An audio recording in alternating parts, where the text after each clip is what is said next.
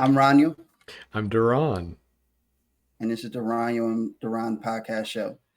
Today is going to be an interesting view about workplaces. I really want to talk about how, workplaces can be good or bad, and some of the experiences that we, experience from different workplaces and how it could make the difference from losing employees too. Like I read an article, I think it was on LinkedIn, about, the layoff of good talent. There's been a lot of layoff this year of really, really great talent, whether it's security, it doesn't matter what it is in what industry, but it's been a really, really like crazy layoff.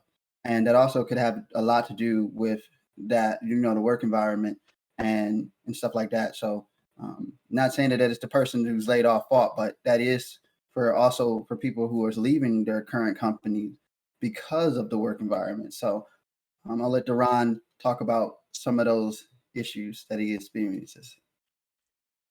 So, as you know, we left a hostile work environment, actually, both of us, and it was truly hostile. It was incredibly so. Yeah, that's an understatement. It got so bad I was routinely forwarding things off to HR. And it was instant messages, it was emails, it was a whole slew of stuff. And I'll tell you,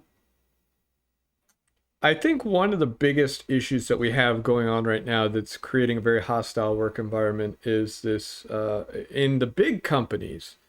So I was talking with someone else. You've got PayPal, Microsoft, Apple, places like Highland, so on and so forth, that are really buying into what I would say is identity politics, and they're doing it to the detriment of their major workforce. So the United States, of course, the census said 72% of the United States is white, whatever that means. Yeah. Yeah, whatever that means, right? That's crazy.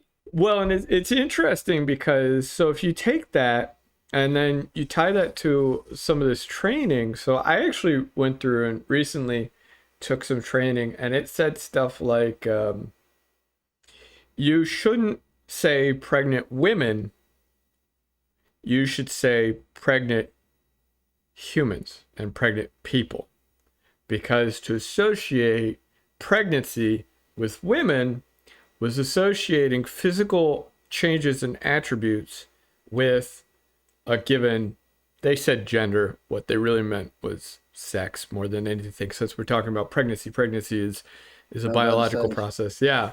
Well, and you can't be a man and pregnant, right? You can't be. It's physically impossible. It's biologically, medically impossible. Now, this is not to disparage individuals who are trans or any of that kind of thing, but even if you are in fact transsexual and you become pregnant or you're trying to become pregnant, obviously, first of all, you have to have ovaries, etc. So you have to be a woman, right? At the moment, there's no way around that. But importantly, if you are on any drugs, you would have to get off of those drugs, because those drugs are actually very bad for your health, but they're even worse for the baby's health. They greatly increase the risk of cancer for you, but for the baby, it's even worse. And so to pretend like pregnancy is something that people other than women can have is doing a great disservice.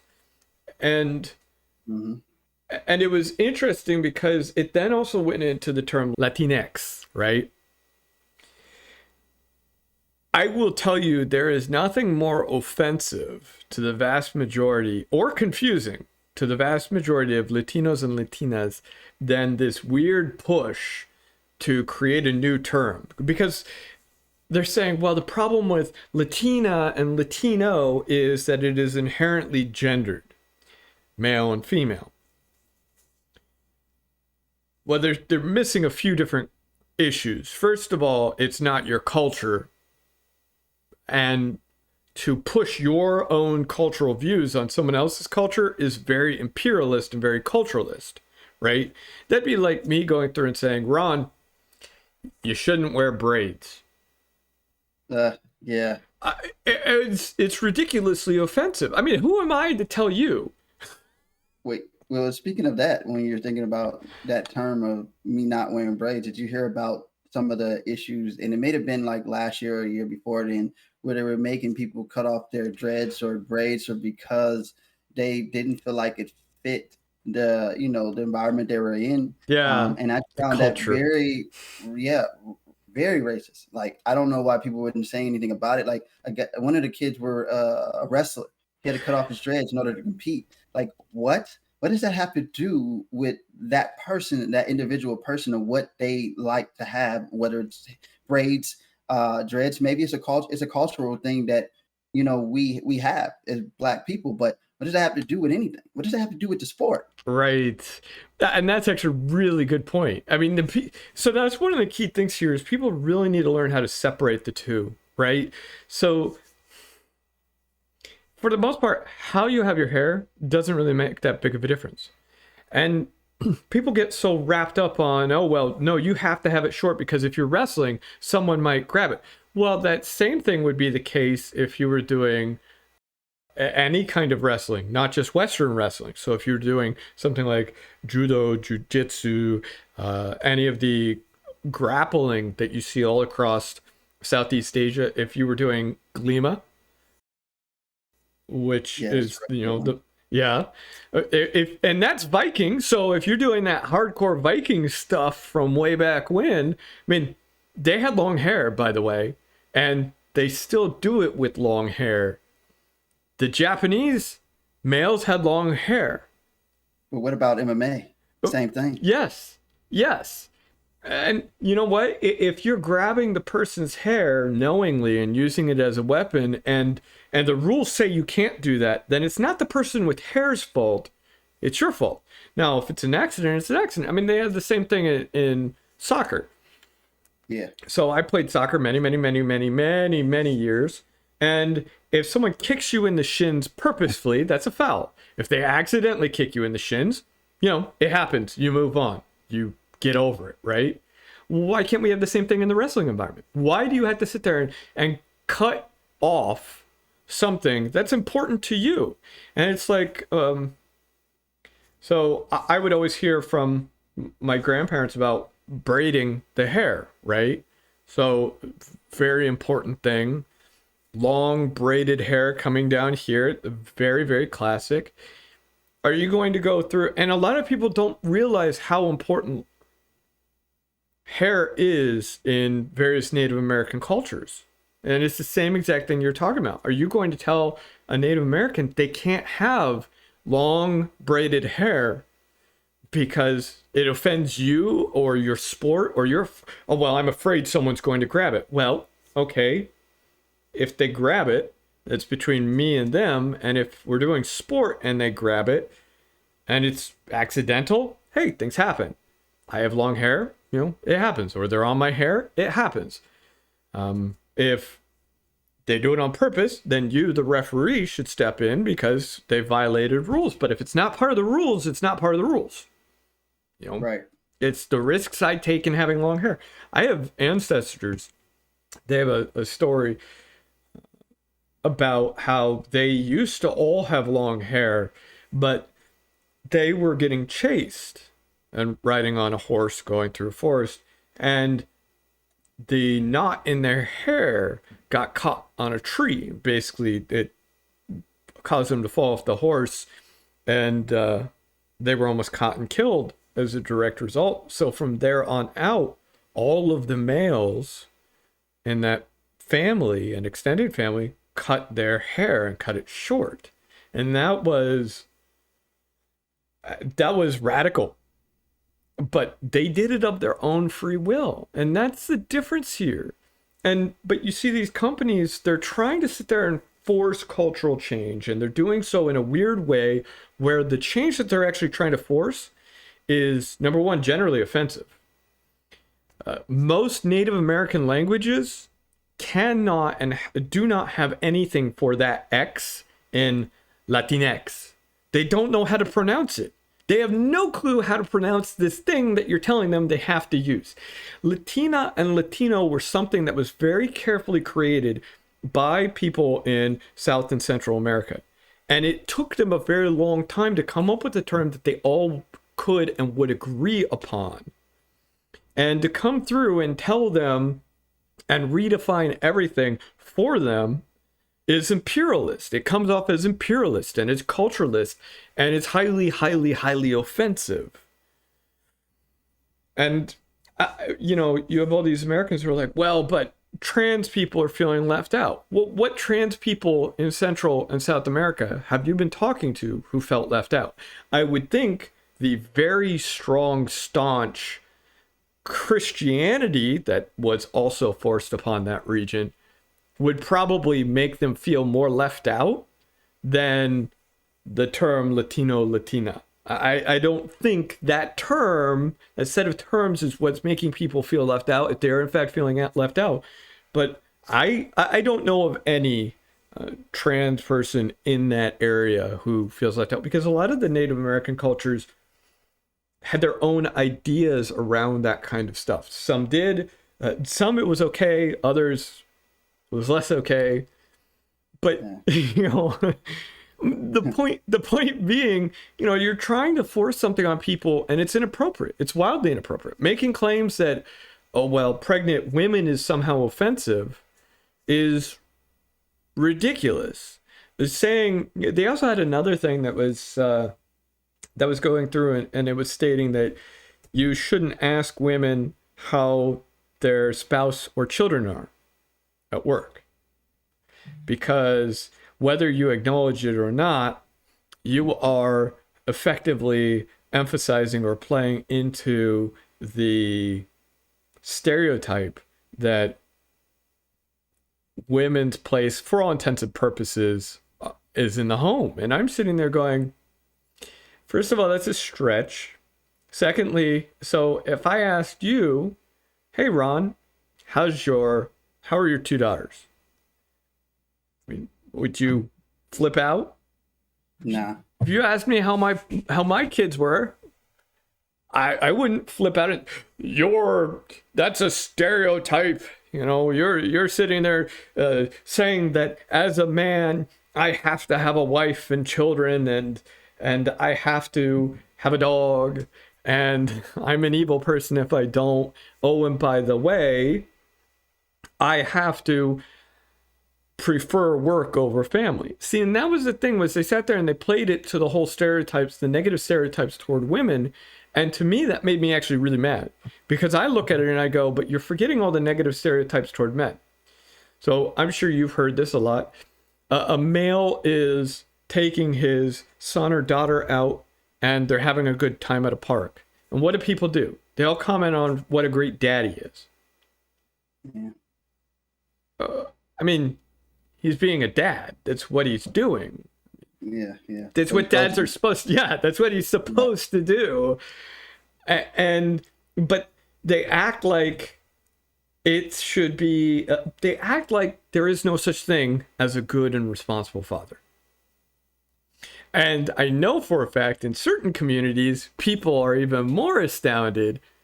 And they're like, what do you mean he's with his kids? He's such a responsible father. Again, I mean, it's what he's supposed to do. But the stereotype that's really going on isn't just a negative stereotype toward women about how, women should be at home kind of deal. It's also about men, saying men don't know how to be good fathers, that all men are terrible fathers. And Not that's all men are insulting. like that. That's exactly right. It's insulting. That to me is insulting. Yeah. And I was particularly bothered by that. Yeah, no, I agree. I mean, you can't base things off of other people's experiences. Like, of course, my dad wasn't there, but that doesn't mean that I'm going to be the same. That things are going to be totally different. So people should stop comparing the two, because it is very offensive.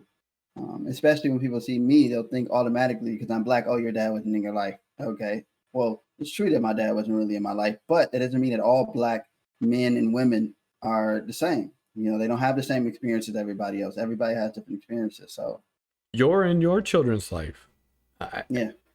I mean, it's honestly ridiculous. And I think from my perspective, looking at a lot of this, some of the things that to me are alarm bells with regard to a company and create a bad environment is identity politics. And I'm not just talking about what most people talk about when they talk about identity politics. So yes, there is the whole thing like this training that we were just discussing. But there's also just constantly playing on, good example, developers are better than QA. QA is better than developers. What? Yes, stuff like that, right? So what are you doing? You're really pitting two teams from the same company against each other. Why would you do that? How do you think that's going to create a positive work environment? They're going to be competing against each other. Who's the best? That's exactly right. Just like we had with AppSec, in our AppSec environment, where the security engineers are either better than the pen tester, or the pen tester were better than the security engineer. Right. Instead of sitting there saying we are one team and we are as weak as our weakest link, because here's the thing. So let's say I were the weak link in the team. You wouldn't be able to put me in front of someone else, because if I do something wrong, it hurts the whole team. It can create a schism both within the team, but it can also make people no longer like us, right? Mm-hmm. They'll sit there and say, oh, well, they don't know what they're talking about, so they start disparaging us or things of that nature. So what that means now is you have to put extra resources to help train and monitor me, right? Or you have to keep me in a closet, which, I mean, you wouldn't be the first person to try to do that. I mean, it happens. But as a direct result, what that means is now you don't really have two people on your team. Now you have one and then a little bit more. So it's you and then a little bit of me, because you can't put me out in front of a client, so to speak, because, well, I might say the wrong thing. I might lead them in the wrong direction. I might be combative. It might be whatever it happens to be. So we as a team are as weak as the weakest person. Yeah, agree. And that's the good thing about not pinpointing people out or treating people differently because they are who they are. Like I said, I don't know why, it seemed like it was a difficult thing, but I do know in particular dealing with a certain person, especially that was supposed to be our director, put me as a, how do you want to call it, teacher's pet perspective, which would make me feel that, or everybody hate me, because I was at a higher tier level. Doesn't matter just about skill. It was just, hey, this person, you're going to pinpoint this person out. He's this and he's that, which also made it difficult to work in a team with the rest of the team, because they felt that, oh, doesn't matter. She's going to always tend towards him. It doesn't matter. Doesn't matter what he knows or how he feels or what he says. She's going to tend towards him a lot. So, it just made it very difficult. And not only that, it made it harder working with some of my people that I was supposed to be managing, or quote unquote.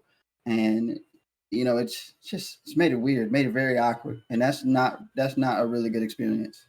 Yeah, that's actually a really good point. It creates a lot of animosity. And I'm not sure, a lot of bad leaders don't recognize that. They say, well, but we need to hold someone up as an example. But a team isn't one person, and it can't be one person. No. And I constantly, so, I would go up in a presentation and it was always the team. I only ever talked about the team. When you looked at our reports, it only ever said the team. It never had my name on it. I didn't put anyone's name on it. And there was a reason for that. It was always the team's name, because it was that spear de corps, right? So it's that unit cohesion that we're after. And unfortunately, there's been this big push. And this is part of the problem with identity politics, is it oftentimes boils down to individualism, to an extreme. And we focus through almost a microscope on an individual and on the team, such that it's no longer your team did this, it's you did this, as though you did it and no one else was involved.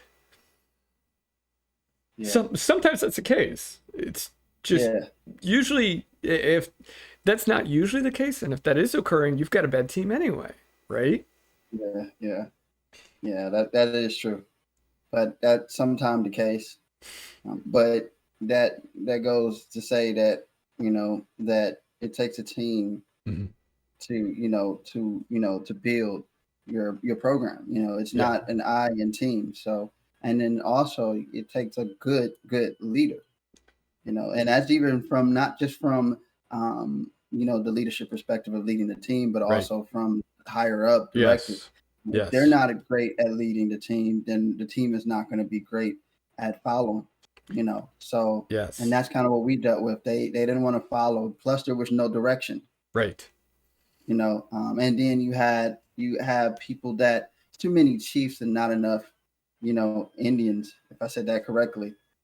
Did I say that right? You did. Too many chiefs, not enough Indians. Okay. So it's just too many people that wants to be the chief and wants to run everything, instead of actually trying to, follow, those who know what they're doing, like me and yourself, like, following those. And then especially from the higher up. Right. Yeah, we know that you're a director, but that doesn't mean you know everything. You're supposed to lean on the professionals.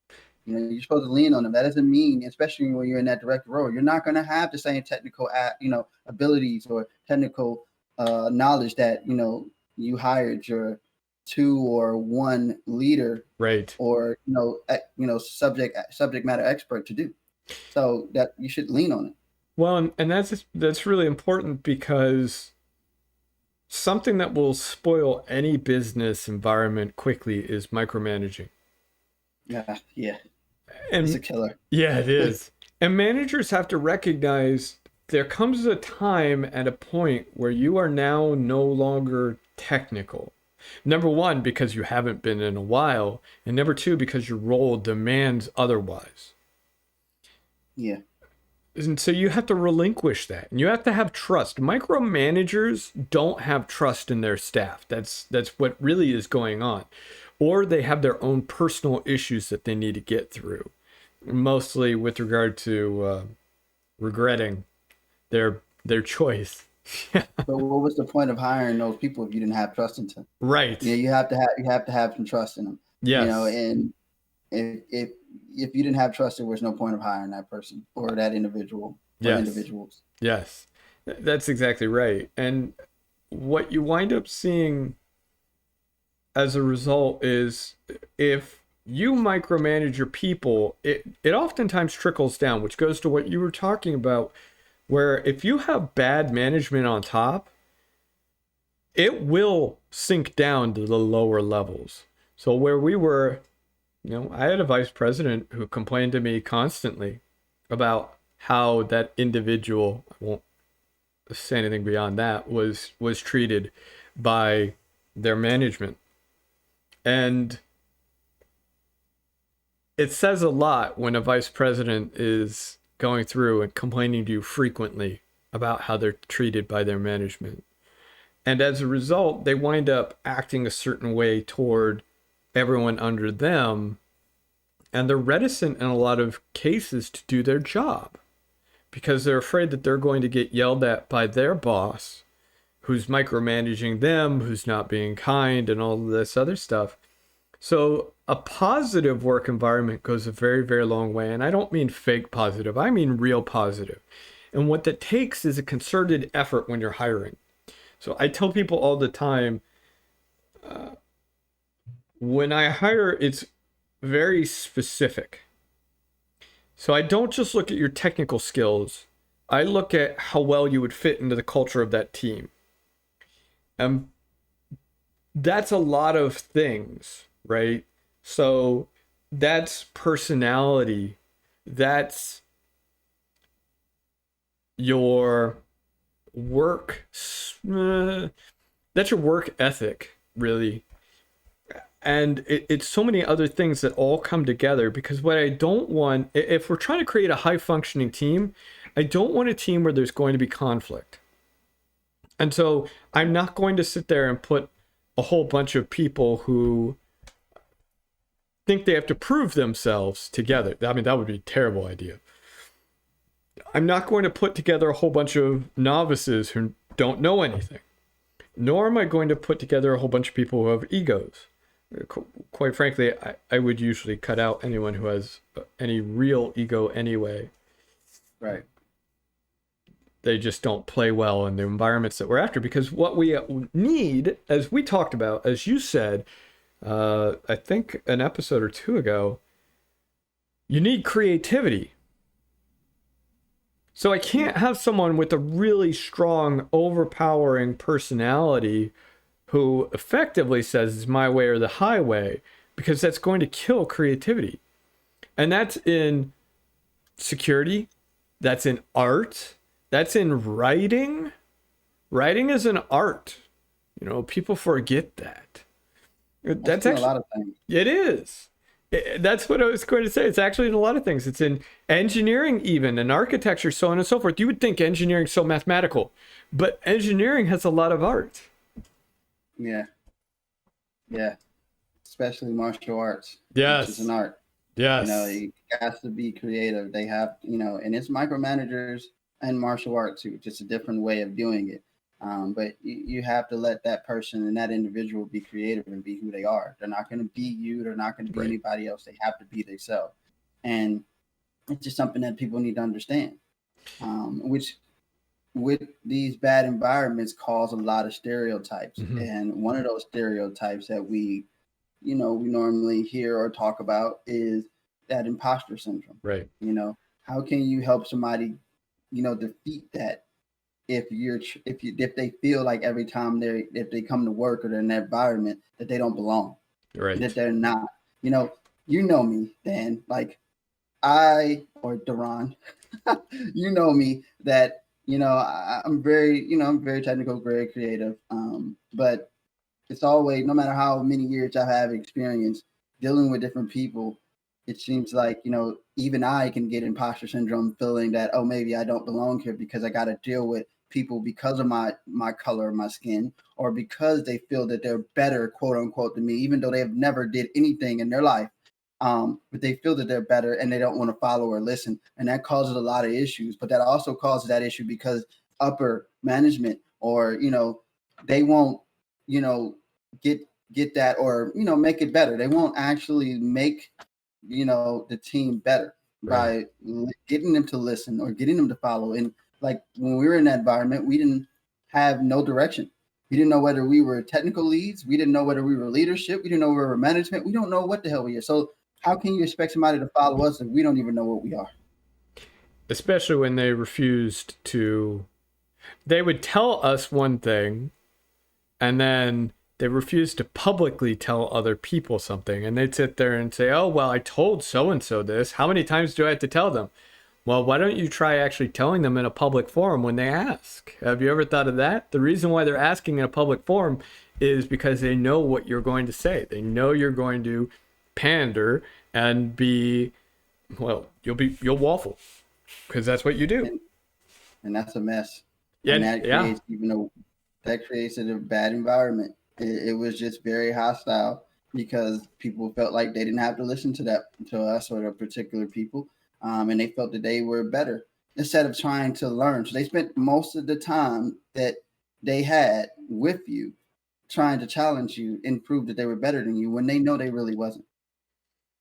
And it's crazy. Go ahead. Well, and that goes back to that whole, the adversarial nature within a team, and that's cultivated in a lot of different ways. And in this particular case, that organization carefully cultivated a very negative climate. And it wasn't just in our team. It was in a lot of the teams. The teams all ran around bad-mouthing each other constantly. And that's the kind of thing that a good company puts a clamp on quickly. It's one thing to recognize deficiencies. It's another thing to dog someone. We can't make improvements if someone doesn't point out our faults. That's perfectly acceptable. And there is a time and a place and a way to do that.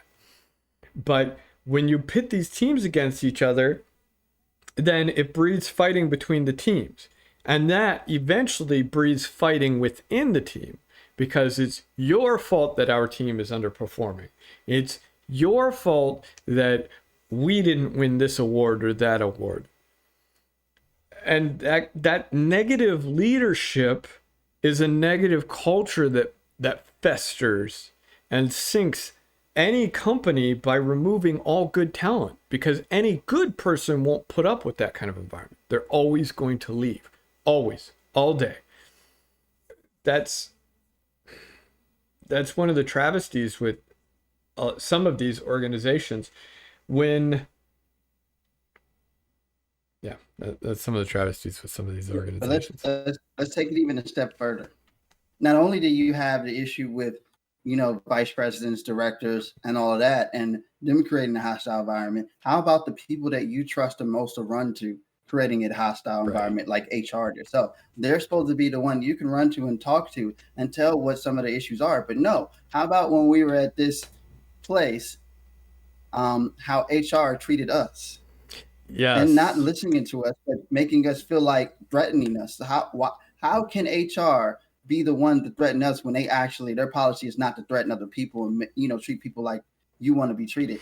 That is kind of crazy, ain't it?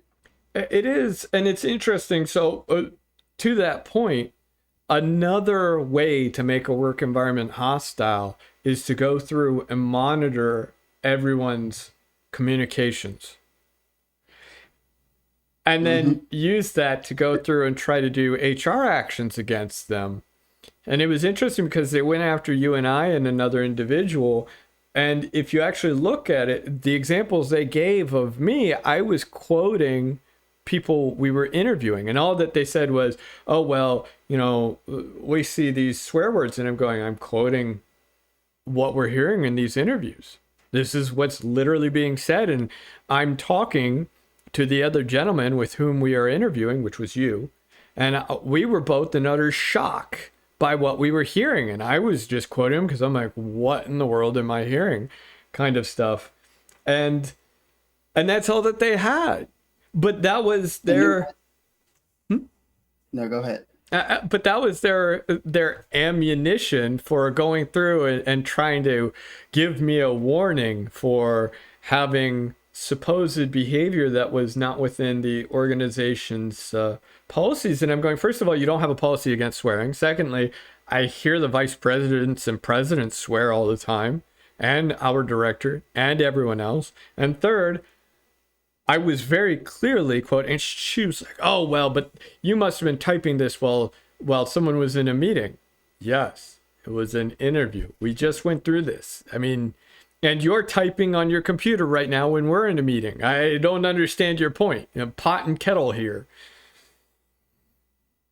How about not only that? How about when there were salespeople actually talking to clients, and there were directors of application security in different places in the room, and then after they were done, not only typing, they were talking and bad-mouthing the client and saying derogatory things. Yes. But they said nothing about that. Yes. It's just like, don't go hand in hand. But the crazy thing is, on my term is, they were making different statements about what I was saying to particularly you about what was being said, especially when I had to cover up for the director of application security saying things that did not line up, like Nmap scan for algorithm. I've never heard that in my life. I cannot stick up for that. There were so many times we were in interviews and I had to save or protect her ass. And it was just like, what the hell? You know what I'm saying? And so it was very, it was a conflict. And when I expressed that to them, and they understood, they even the person that was in there who could not say anything, who did not say anything, he was actually her, what was he? Like her? Yeah, her boss. Her boss or whatever. So he didn't say anything. He just sat there and nodded his head and knew that he screwed up. He knew he screwed up. He knew he fucked up. He knew he did. Excuse my language, but he knew he did. So instead of actually justifying that, we know that there's an issue and we're working on that, but we would like you guys to, work with us on this issue. No. It's a threat. Hey, you're lucky we don't do this to you. You're lucky we don't do that. No, you didn't do it to me because you needed us. Yeah. You needed us.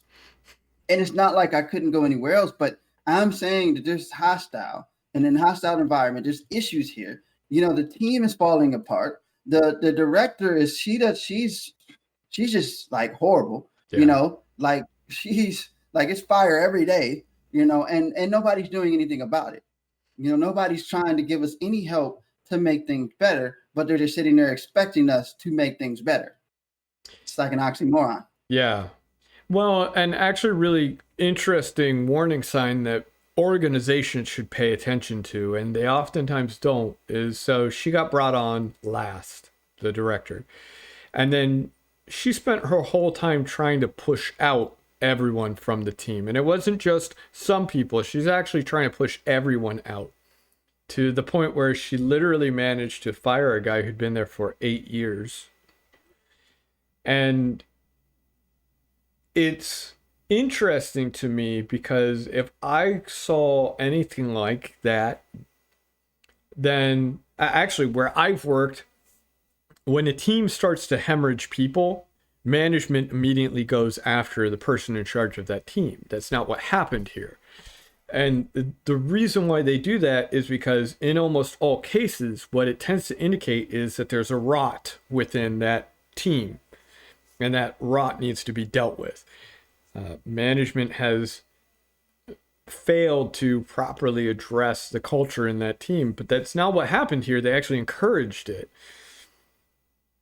And I think, so when we talk culture, an organization's culture is one of the biggest things that you can possibly have as an indication as to the health of the organization and how long it will last within its sphere.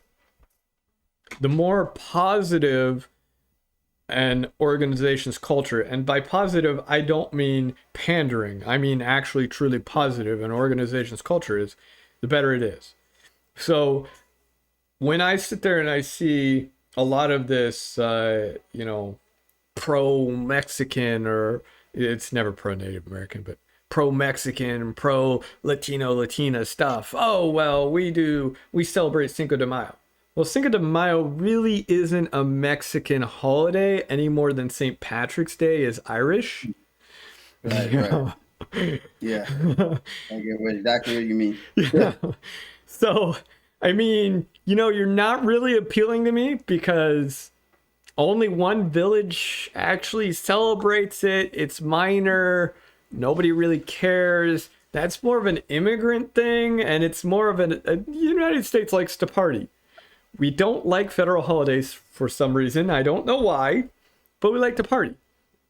And we take every excuse we can. Well, having tons of parties tells me you're cheap. Because what you're doing is trick. You're going through and you're saying, well, I'm not going to pay you so well, because if I pay you so well, then we'll cut back on the parties. So come on, guys. We have to have all these parties. So, and who you're really appealing to at that point are young people who are fresh out of college and stuff like that, where they don't have families. Because people have families, or people who are older generally are more interested in having better pay and better benefits. And by benefits, I mean real benefits, not parties. Parties aren't the benefit. Yeah, no, not that benefit. No. And that actually tells you a lot about a company's culture. Now, it's one thing to sit there and have an occasional party or celebration, especially if you guys did a great job, something like that. Hey, we just released something. But when it's very frequent, that actually indicates a lot about the health and well-being of that organization and the morale. What it should tell you is the morale is very low, so they need a lot of events to try to make, people,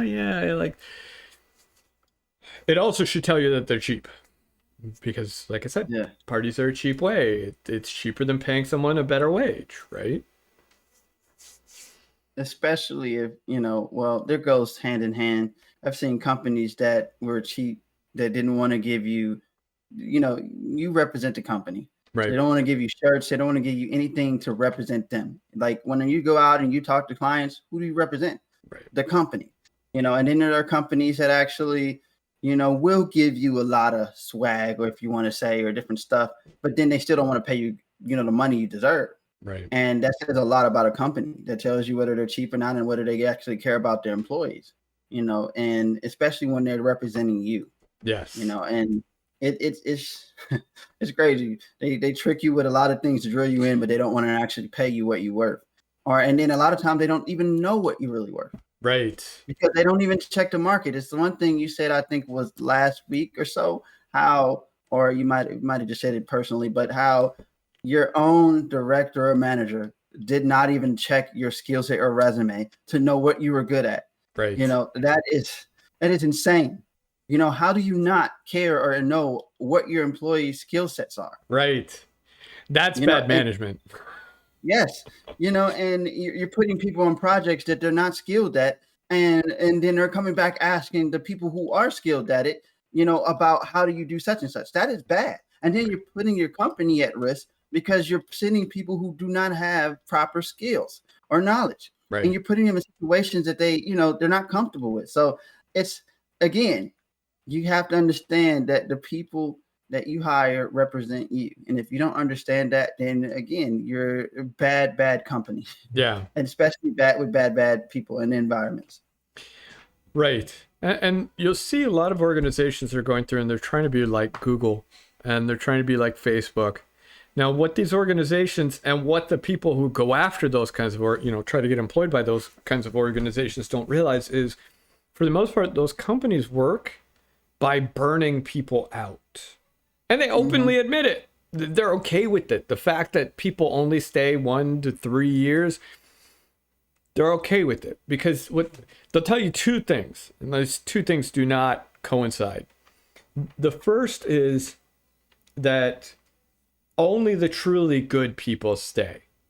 And the second is that they only want individuals who have the freshest ideas. So they're going to soak you for all your ideas. And then once, you burnt out, they'll throw you away. Booz Allen, when I was there, was actually famous for burning people out. That's insane. You're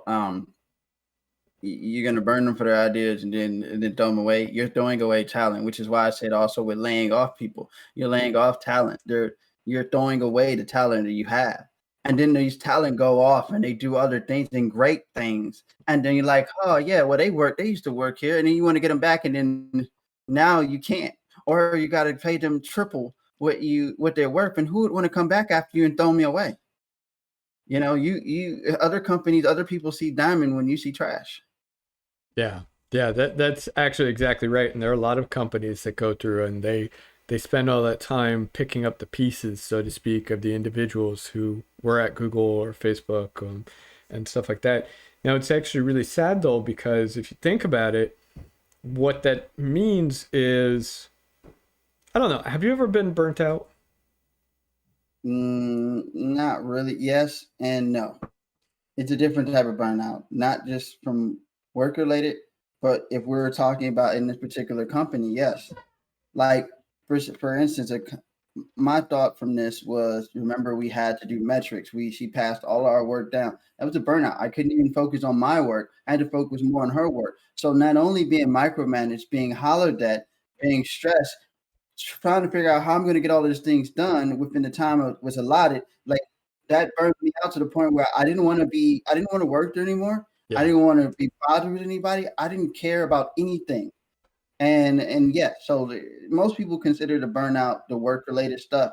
And yeah, this was kind of work-related, but this was kind of like not our job-related type thing. This was not my main job that I was doing. So I wasn't tired or burnt out from doing penetration testing or hacking. It was more, burnt out from management. So yes. So it's funny because in a lot of cases, when you get burnout like that, or, either been from doing whatever, you have to have a fairly lengthy recuperation period. Yeah. Yeah, you know what I mean? Yeah. And it's funny because in a lot of those cases where these companies are hiring these people who got burnt out by name whatever major corporation and they go flee somewhere else, well, it's a little while before they get their brain back, really, if we're honest here, because it's just in such shambles. And I don't think people realize the toll that it takes on them. It's not healthy. It's really not healthy. I don't know why someone would put themselves through that, but I would definitely caution against going to any company that has a high turnover rate. Another bad sign, and you really were hinting at this, so you probably remember, she was demanding all those metrics. And I actually created a way to automate all of the metrics she wanted from me, all of them, using our Jira board. It was beautiful. It listed out all the vulnerabilities that we had, and it was breaking them out by product and version. It was listing out how many assessments we had done, how many we were going to do, how many were scheduled for next month, how many we did in the last quarter, so on and so forth. So vast amounts of data. And she actually sat there and she said to me, well, don't think this is going to let you off the hook from giving me this stuff manually. And I'm like, wait, what? I automated it. Why would I need to give this to you manually? Another warning sign is when your management is having you do silly remedial tasks that could and should be automated, and they're not properly rewarding or acknowledging an individual worker's initiatives and the things that they are offering that enhance the organization's functionality. And that was very clearly the case here. Yeah. I mean, she basically didn't know how to manage. She didn't know how to be a director. And, and you've seen that because there was no reason that we should be pulling metrics for her. If her boss is asking her for metrics and different things, she should not be pulling that data from us. That is not our job. That is your job. And that was why it was a burnout thing for me, or period for me, because it's like, I'm doing your job plus my job. And then you have me managing when I'm not a manager, I'm a technical lead, right. Supposedly. I'm managing a group of people who don't know what they're doing. And then I have to also do their jobs for them, and then also be in meetings with them, and then also do other, like, it's too much. I was not hired to do that, and then, if you're not going to give me that responsibility and say that's my responsibility, then let it go. And I don't mean just metrics. I'm talking about just being the technical lead or manager of the team, of my team, so then, it was just a disaster, and those things that you want to watch out when you're going to different companies, run away from it, or do your homework before. There were things we read about this particular company that I really didn't look at because I always thought they were really great. They were like the Google of the, Cleveland, Ohio, but run from those companies. Go to a company that, doesn't micromanage, allows you to do and be creative and be yourself. All right. Don't judge you for who you are. Know that you are human. We are human. Okay. There's no such thing as fucking imposter syndrome. If you're in your field or if you're in the role you are meant to be there. Okay. Get that out of your head. Doesn't matter whether security or anything. If you're in that position, you're meant to be there. And then look for people that are good mentors, that can help you get to a certain level. You're not just going to get there automatically. Like we were talking about, some people in that particular place or the place we worked at thought that you can become a penetration tester or a good security professional in a year or in a couple of months. That is not true. Yeah. How long have you been doing this, Dan? How long have it took you before you were who you are? Before you were DaRon? Yeah, it has been decades, absolute decades. And that was the other thing, is it was incredibly insulting because you get these people who are like, well, I should be able to pick this complex subject up immediately the first time because I was a developer. Well, the person wasn't a developer, but even if they had been a developer, a real developer. Or a year. Yeah. These are complex topics. And a lot of organizations do not appreciate properly how much work and time it takes to really be good at security and to really understand it. And this isn't just security. It's a lot of jobs. HR, for example, is actually very complicated. All those laws and regulations, et cetera, come into play. A lot of HR folks don't get the proper training that they need, and they don't get the proper recognition for the same exact reason. In fact, most jobs have something about them that after a number of years you will finally get, and it takes you a certain amount of time and experience. You don't become a master bricklayer in a year. It just doesn't happen. Right. But yeah, unrealistic expectations. It's patience. It takes time, and like I said, I know you've been doing it for a while, and I've been doing it since I was 4. I've been into hacking, 4 or 5 years old, and it just goes on from there, and whether it's professionally or not, but it takes time to get it. It takes time to be proficient in anything, and a lot of practice and a lot of time, and reading and stuff like that. But people don't think that. They think that you can just jump into this field or any field and, oh, yeah, I should be good at this. This is easy. It's not. There's too many things. There's always new things that's arriving in this field or any other field. There's always something new to learn. So you're never going to just know it all. And if somebody says they know it all, then I highly doubt that they actually know what they're talking about. And that goes for martial art too. One thing I wanted to say that I don't think people understand, I have this saying, you heard me say this, Dan, is that I don't care if you're a black belt, I don't give a shit what you are. You can learn from a white belt, you can learn from a blue belt, you can learn anything. You never stop learning as a black belt. That is just your starting point. Once you get to your black belt, you're starting a new journey, and it never ends. It's the same way when you become an expert, as you would say, a subject matter expert in security. Right. You're not an expert. You're just your starting point. You still have more further to go. But I don't consider imposter syndrome as a thing. I just think people just need to have the passion and the drive and continue to work on their craft. I agree. And I think part of this toxicity and that negative work environment is failing to understand how long it really takes for someone to master, so to speak, their craft, and putting unrealistic expectations on an individual for how quickly they should be able to learn. It's not fair to the individual. It's not fair to the organization or their team. And it only further divides and harms the team. And a good work environment fosters a positive relationship, and that positive relationship is built through a lot of communication, constant communication with individuals and building trust. And if that's not going on in your organization, then I guarantee you don't have a positive work environment. I guarantee there are a lot of people who are being left out, who are unhappy.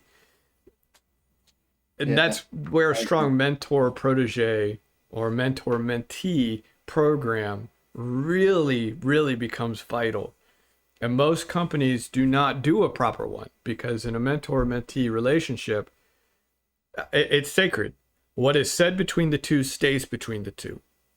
HR can't and shouldn't be snooping on that. When someone comes to me and says, hey, I'm really mad about what my boss said or did, or what so-and-so said or did, or whatever, that's not HR's business. I'm your mentor. You need someone to vent to. If you don't have someone to vent to, someone who can help you understand why you're unhappy and reframe it, or who can help you see the other side, or who can help you rectify the situation because maybe you were being wronged. If you can't have that kind of honest discussion because fear that HR is monitoring you, then you have a very bad work environment. That is a truly hostile work environment. Yeah, I agree.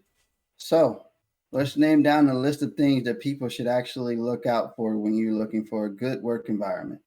One of them is basically knowing that company, knowing a lot about your company, research the company, understand, what they're about, how they run, what their culture is, how is their culture, are they really diverse? Look at those things. Those things could be red flags. Another one from you, Dan. Understand how that team is managed. And if you have an insider who can tell you about that team that you're going to, that's absolutely invaluable. And also when you're in an interview, ask those questions. See how they answer those questions. Have them tell you more about their environment, their culture, what they believe. Sometimes they can fool you, but you have to have those hard questions or ask those hard questions and get those those questions answered. So those would be some things I would ask about their culture to give me an understanding of whether I actually want to work there. Try to get an understanding as to how their management operates, and that's both top level and mid-level management, and get a real understanding of their cultural values, not the baloney that they tell everyone, not the baloney that they tell their people. Yeah, you know how that is. What they say and what reality is are often two very different things. Yeah, and what I would like to end off in is, do not believe in imposter syndrome. I know it's a thing, but I just feel that everybody has a gift. Everybody's creative. Everybody is good at something.